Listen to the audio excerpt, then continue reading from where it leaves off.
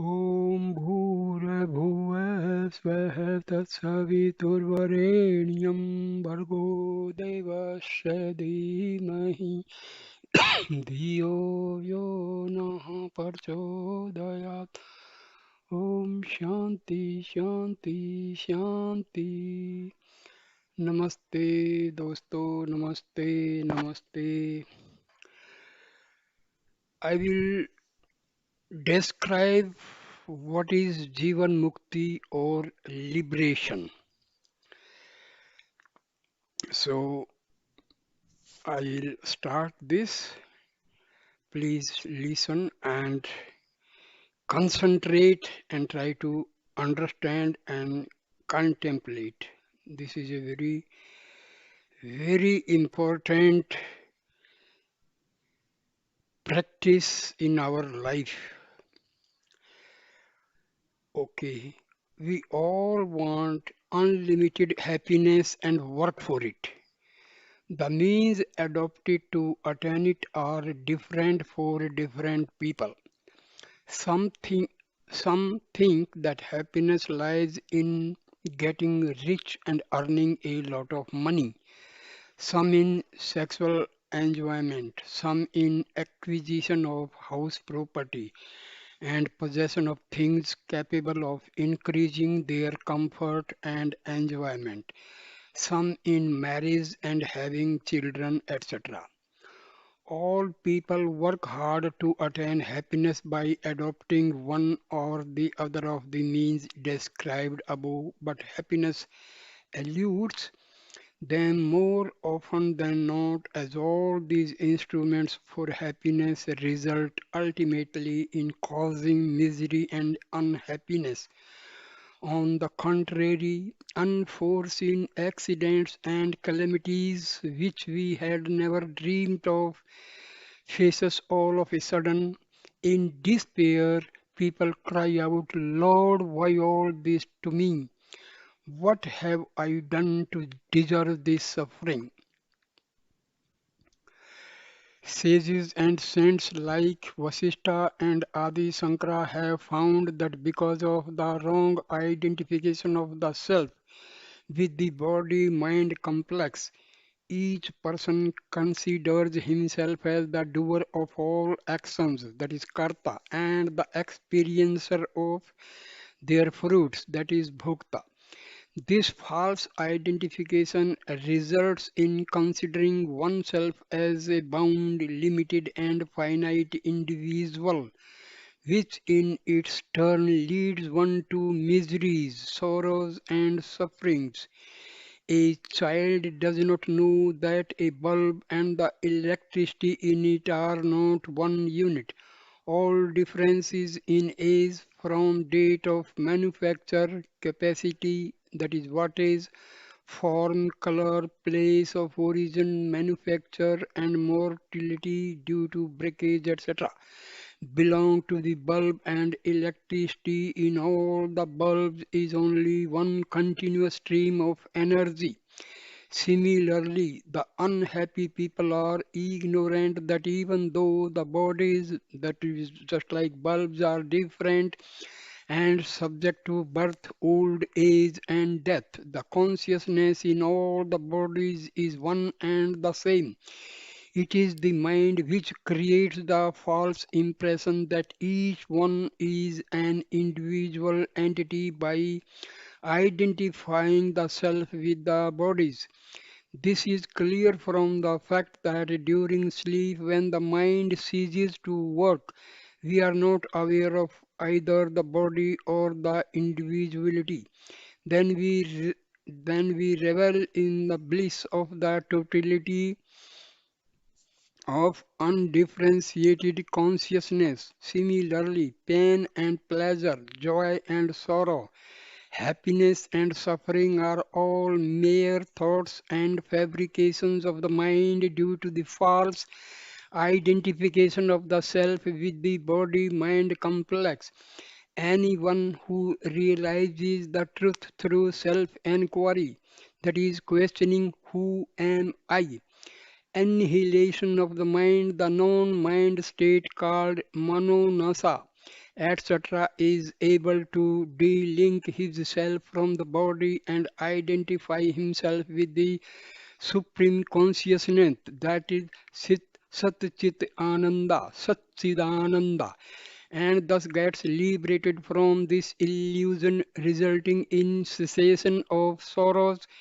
This state of liberation is called Mukti, and many believe that this state of perennial bliss can be attained only after death as a result of a lifetime of spiritual practice, that is sadhana.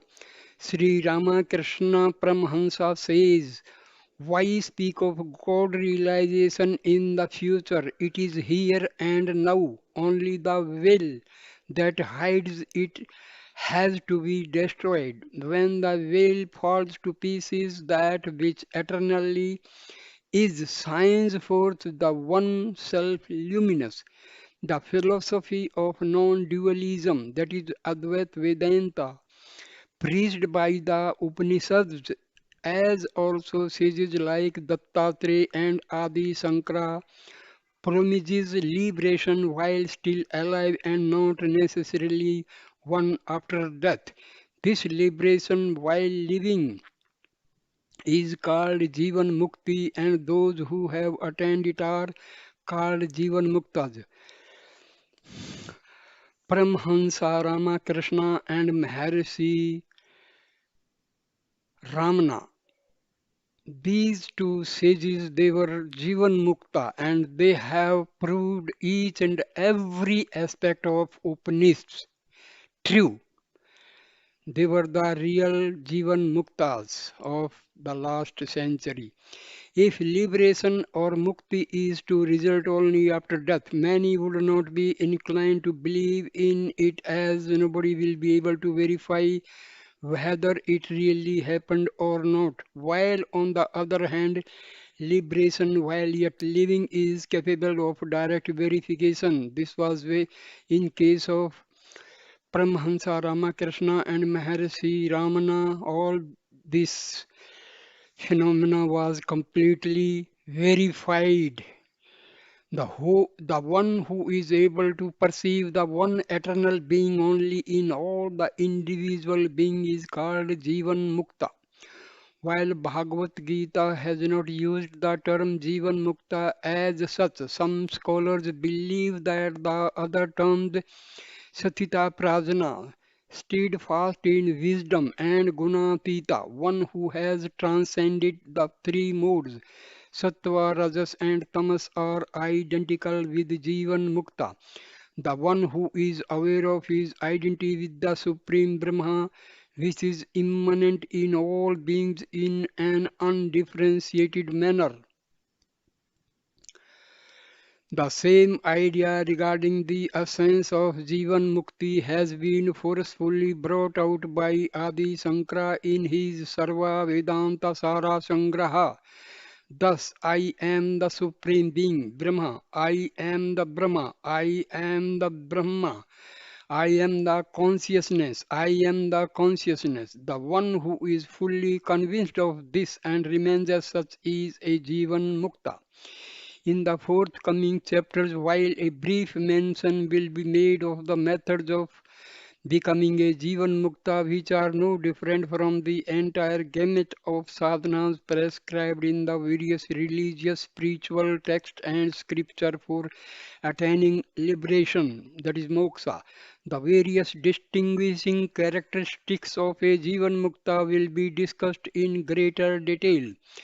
Besides serving other purposes, studying the common characteristics of a Jivan Mukta, his inherent qualities, his code of conduct, how he behaves in the normal day-to-day life, etc., by itself constitutes one of the easy methods for attaining Jivan Mukti here and now.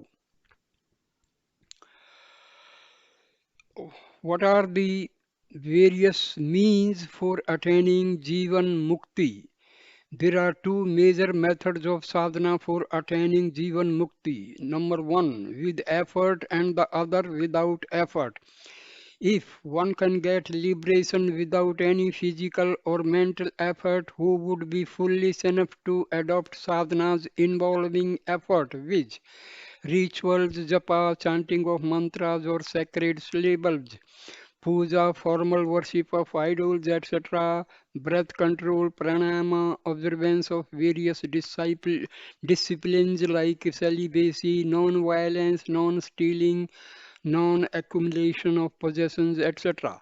The matter is not so simple, and the sages who have evolved such elaborate spiritual practices were certainly men of no mean wisdom. The following story will illustrate this point. A rich man, fully drunk and in a state of thorough intoxication, sitting in the drawing room of his own house in a city, say Delhi, called his car driver at 3 p.m. one day and ordered him to bring out the car from the garage and to take him to his house as it was quite late. The driver was perplexed and diffidently told his master, "Sir, this is your own house where you are sitting. Where else should I take you?" The master rebuked him, saying, "I do not want drivers who argue with me. I want unquestioning, implicit obedience. Do what I told you."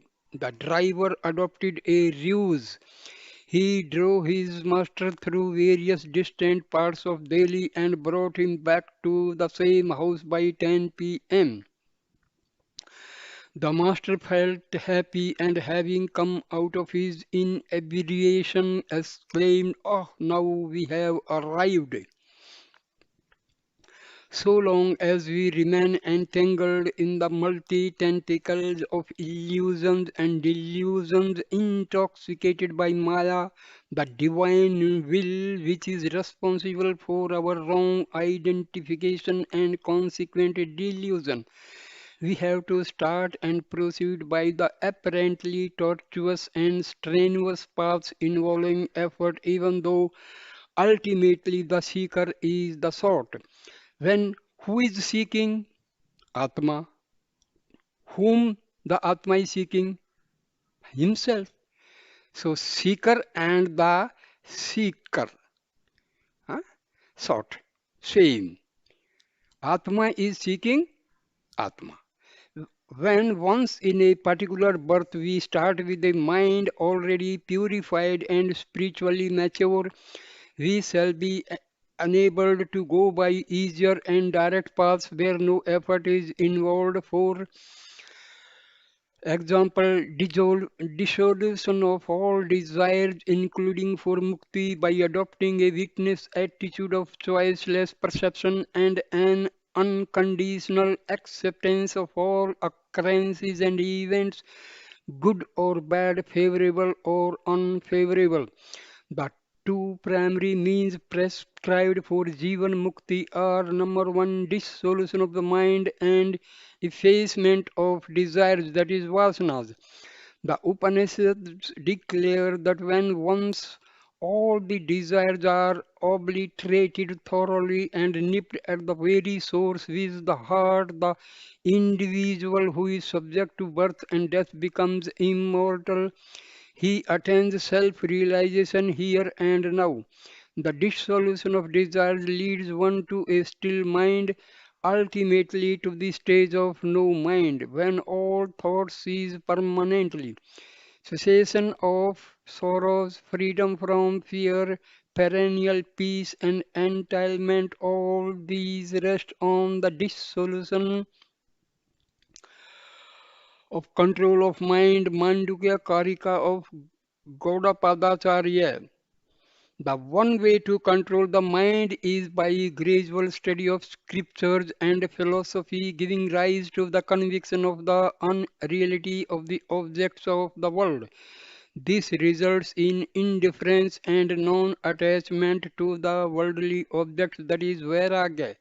Seeking the company of evolved souls and sannyasin is also an equally effective method to bring about control of mind and effacement of desires. One of the most direct and instantaneous methods to achieve Jivan Mukti bypassing the aforesaid methods has been propounded by Ashtavakra. He was a great Advait Vedanti sage. He was during the days of King Janaka. Have first that firm conviction that I am not the body mind complex. Know well that you are as separate from the body as electricity is from the bulb. Hence, the limitations of the body, death, old age, disease, suffering, etc., do not apply to yourself. The electrical energy inside a bulb can never be destroyed. So let one practice sitting for a few hours each day, absolutely relaxed and not necessarily in any particular posture, in the garden or some place of solitude, free from all distractions of visitors, including mobile or other telephones, etc., used in modern times. Be aware of nothing else except the feeling of bare existence and being alive. That is, I am. Be happy in that feeling. Do not think of the body and do not add any qualification to the feeling of amness, such as I am a woman, I am aged 30 years, I am an Indian, I am an engineer, I am having headache, etc. Simply be. If your eyes are open, do not see things specifically or distinguish the object. Do not distinguish various noises. Remain in the totality of an uncritical, unjudging, undistinguishing, and undifferentiated perception. Do not think I am, just remain in the consciousness that is the feeling of your existence. Like a newborn child which has no vocabulary to think but revels in its pulsating existence. If one can permanently remain in this state, which can be attained through practice here and now, one can get Jivan Mukti. There are many more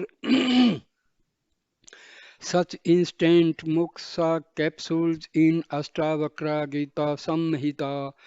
Similarly, if one contemplates daily on one or more of the more important common characteristics of inherent qualities of a Jivan Mukta de- delineated in the next chapter, allows it to seep into one's entire being and percolate into and permeate every cell of one's body and heart, one will become a Jivan Mukta. What is most important for attaining Jivan Mukti is to engage oneself solely in the pursuit of self knowledge. In this path, the main impediment is the mind, which will not allow one to concentrate on the only goal. For this purpose, aggressive and suppressive methods will be of no avail. The mind is mainly contaminated by attachment and hatred, likes and dislikes, feelings of enmity and love, etc. The refractory mind should be fondled and with gentle persuasions brought to equipoise, where it will remain as a silent witness. Repeated, persistent, and patient efforts for a long time will be necessary till one reaches the conviction of the one self immanent in all beings. Despite all the knowledge of the characteristics and inherent nature of a Jivan Mukta at the tip of our fingers, it is not at all easy to spot out and recognize a Jivan Mukta from the multitude of people without the grace of Supreme Being and unless the Jivan Mukta wills it so. The Jabala Upanishad speaks of Jivan Muktas as those who wear no distinguishing insignia or marks to denote their caste, tradition, station in life, that is householder or sannyasi or other categories, and will have a nondescript and very common man-like personality. They will not adhere to any specific code of conduct and many behave sometimes like madmen, though not mad in the least, sometimes like those possessed by the devil and more often than not like children. Seshadri Swamigal of Tiruvannamalai Thiruvannamalai used to behave like a madman. He used to enter into any house and throw away all the food cooked and kept ready. He used to throw away the goods kept in some of the shops into the mud. All those people with whom he behaved like that got immense material prosperity and spiritual benefits too. Swami Nityananda of Vajraeswari near Bombay used to threaten, abuse, and throw stones at people who dared visit him in his cave, like a man possessed, and used to fill the hands of children with sweets and toffees. Jesus Christ was once feeling hungry and approached a fig tree by the side of the road. He found nothing at all on the tree except leaves. Disappointed, he pronounced, "May no fruit ever come from you again." The fig tree withered at once. That this is in St. Matthew 21-18. Is not this act like that of a child which chides the ground where it happens to stumble and fall?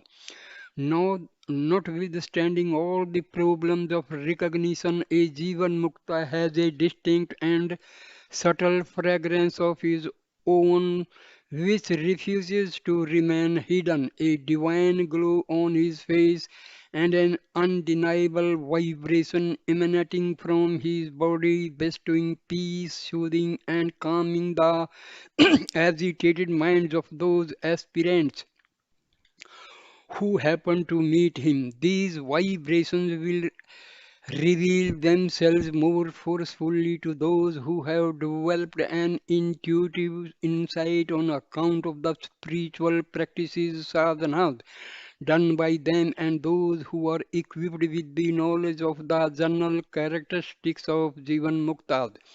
What do we gain by recognizing a Jivan Mukta? Number one, if once we can recognize Jivan Mukta, we may seek and cultivate his holy company, Satsanga. Keeping such company of the holy man alone can lead us to the state of Jivan Mukti as averred by Srimad Bhagavatam. If one is lucky enough, one may be able to choose such a Jivan Mukta as one's personal guru, preceptor. That alone is sufficient to make Mukti liberation a fate accomplished. Number two, many self-styled teachers and aspirants who treat the spiritual path and claim to have had some experience like seeking a light, hearing the Om sound or supernatural voices, seeing some visions of God or divine realms, realms, acquiring some mystic powers like materialization of the objects just by thinking of them or divining the thoughts in another's mind through telepathy, etc., are apt to be something deluded into thinking that they have become enlightened Jivan Muktas. Now, this is all a bar, this is a checkmate. This is a hurdle in the path of liberation. So, these are called siddhis. They are dangerous. They are not good for sadhakas.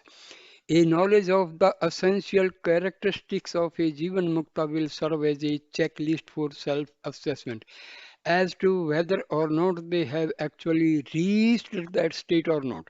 One of the simplest acid tests given in the scripture is that any saint who is interested in collection and accumulation of money and prosperity for whatever noble reasons it may be, as also anybody who is interested in sexual sports cannot be a knower of the self. Incidentally, such a knowledge about Jivan Muktas would protect an aspirant from falling into a wrong company under a delusion. Thirdly, even those who seek material prosperity and advancements tend to benefit by going to Jivan Muktas whose very presence confers on them the fulfillment of all other desires. Many people are fascinated by the various mystic powers demonstrated by some persons who are mistakenly taken to be Jivan Mukta. In Yoga Vasishtha, Sri Rama poses a beautiful question: why is it that the Jivan Muktas never demonstrate the mystic powers siddhis like journeying through the sky, levitations, etc.? The reply given by Maharishi Vasishtha is ordinary persons still in the bondage of the phenomenal world who have not had self realization can cultivate such powers through certain occult means. A knower of the self, a Jivan Mukta, will not go after the acquisition of such powers, siddhis, as he is wholly content. This is in Laghu Yoga Vasishtha in his own self, and these mystic powers are all products of ignorance. What to speak of the glory of a Jivan Mukta, even long after a Jivan Mukta leaves his body. The Samadhi where the body lies entered continues to confer fulfillment of the material desires as immense spiritual benefits to the devotees who circumambulate the samadhi and or pray to that saint. Those disembodied saints also become the gurus of some earnest seekers and continue to guide them. It is presumably because wide Brihadaranyaka Upanishad, the vital life force, prana, and the forces responsible for speech, etc. of a Jivan Mukta do not go anywhere else after death but continue to be earthed and absorbed in that very place, historically in the omnipresent Brahma. Thus, the vibrations continue for a very long time. To cite an instance, one Mr. Dixit of Bangalore, an ex-Air Force officer settled in the USA, had come to Sri Ramana ashram at Trivannamalai during late 2000, early 2001. One day he straight barged into my room in the evening and began to rave and rant as to how he came to the ashram with a lot of spiritual expectations and found that the ashram had deviated from the path of knowledge instructed by Bhagwan Ramana, and hence he was going back the next day morning sorely disappointed by not having attended anything in the ashram. I was gazing at him helplessly. The next day, early in the morning, he again came to my room with bag and baggage and with tears in his eyes and told me, Swamiji, I am sorry for my ramblings yesterday. I have since got what I wanted. In fact, Bhagwan Ramana has given me more than what I bargained for. He went away immediately, even before I could ask him as to what he had wanted and what he got. The Swami, oh, the Swami just mentioned is Swami Shantanandagiri. He has written this piece about Jivan Mukti. So, dear friend, the remaining part of this article I will describe in the next video. So, thank you for patiently listening to this video. Please press subscribe my channel, like, comment, and please share the video. Thank you. Namaste. Namaste.